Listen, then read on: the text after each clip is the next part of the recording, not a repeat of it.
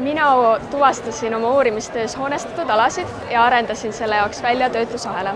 Algandmeteks olid mul tehisava radari pildid ja need siis natuke erinevad optilistest seiresüsteemidest. Ja neid töödeldes oligi võimalik eristada hoonestatud alasid. Sentinel-1 tehisava radari pildid on internetis tasuta kättesaadavad, kuna need on Euroopa Liidu Copernicuse programmis. Ja need andmed on väga kõrge lahutusvõimega, 20x20 meetrit, ja neid andmeid uuendatakse kogu maa kohta 6 päeva tagant, sest selline on orbiidi kattumine. Hoonestatud alad eristuvad väga hästi tehisava radari pildil siis, kui on arvestatud keskväärtuse mediaani vahe, siis on järsud heledusüleminekud.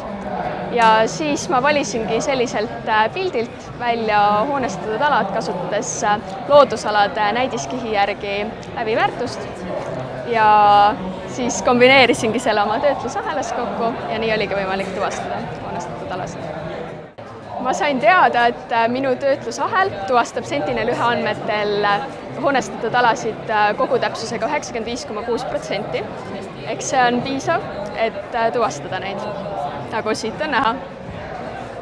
Täpsed ja võrreldavad ruumiandmed hoonestatud aladest on vajalikud, et siis planeerida linnasid ja ennetada linnastumiseks seonduvaid probleeme.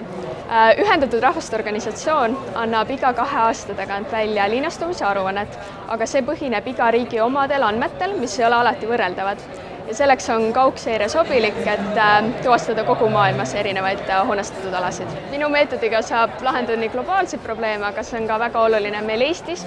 Näiteks Eestis saab uurida sellisel viisil valglinnastumist ehk uute asulate teket, näiteks minu kodulinna Tartu või siis Tallinna ümbruses.